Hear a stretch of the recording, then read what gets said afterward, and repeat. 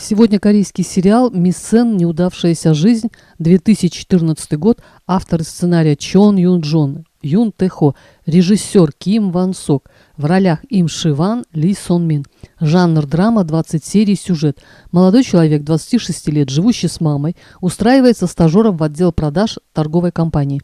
У него странное имя ГР, странное даже для коллег-корейцев. Начальника зовут О Сон Сик, замначальника Ким Дон Сик. В беседе на крыше выясняется, что у ГР нет высшего образования, нет знаний иностранных языков, есть только сертификат 2 уровня по владению компьютером. По вечерам он подрабатывает таксистом и много лет играл в падук, вариант китайской игры Go. В общем, сериал о взаимоотношениях ГР со своим начальником, с его замом, со стажерами, с другими отделами и их начальниками. Несмотря на отсутствие специальных навыков и знаний, ГР отлично справлялся с заданиями, проявляя усердие, покладистость и смекалку, но, как сказал начальник, в штат его не зачислят, так как нет высшего образования. И вот начальник ГР, чтобы помочь ему попасть в штат, берет в дело проект с сомнительной репутацией. Об этом его просит шеф повыше, исполнительный директор. Конечно, Сон Сика сделали козлом отпущения и вынудили уволиться. Он с другом организовал фирму и пригласил к себе ГР и своего зама. Радости не было предела, когда трое бывших коллег воссоединились. Попутно с коллегами главного героя происходят какие-то события. Вот, казалось бы, скука смертная, жизнь офисного планктона, что может быть интересного. Но сериал произвел на меня огромное впечатление. Я в последнее время приуныла, начинаю смотреть 1, 2, 3 сериалы, но неинтересно как-то. А тут наткнулась на этот сериал, потом еще на один.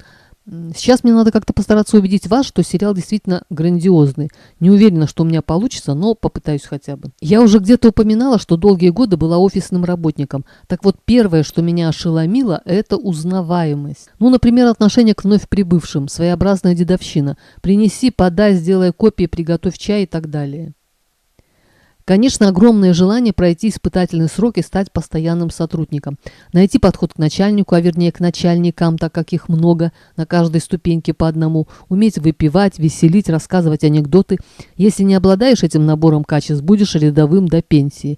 Еще одна проблема – сотрудник-женщина. Девушка-стажер постоянно терпит унижение. То юбка не той длины, то каблук не тот, то декольте не того размера. Все это сопровождается диким ором некоторых неадекватных начальников. Другая женщина рангом повыше начальника отдела не может сосредоточиться на работе, потому что муж сообщает ей, что не может забрать ребенка из сада. А она тоже не может раньше уйти с работы. И тогда главный герой предлагает свои услуги по решению этой проблемы. Тоже очень узнаваемая ситуация. Когда я работала, я ощущала себя ездовой собакой, которая несется по снежной пустыне с высунутым языком, ничего не замечая вокруг. Замкнутый круг. Надо работать, чтобы прокормиться, тогда нет времени на домашние дела. Но недостаточно средств, чтобы нанять помощницу. Вот так и бежим, пока не упадем. Но по сериалу вершиной всех этих взаимоотношений для меня, во всяком случае, явился эпизод, когда начальник отдела Сон Сик в представителе компании, которая якобы претендует на заключение сделки, узнает не то одноклассника, не то однокурсника, называет его другом и по-доброму шутит. Потом он берет с собой ГР, и они едут в офис к этому другу. Там в ожидании они просиживают несколько часов. Потом появляется друг, договор не подписывает, но и не отказывает. Потом Сон Сик ведет его в ресторан, который выбирает этот друг. В общем, они его обхаживали долго, но безрезультатно. Актер, который играл начальника, меня потряс. Столько искреннего недоумения, сожаления и печали было во взгляде. Я подумала, боже мой, сколько унижений, плевков в лицо надо пережить, чтобы прокормить свою семью. Кстати, у него было 3 детей. И так что-то мне стало жаль и себя, и экранных героев, и миллионы тех, кто в реальной жизни терпит все это ради куска хлеба.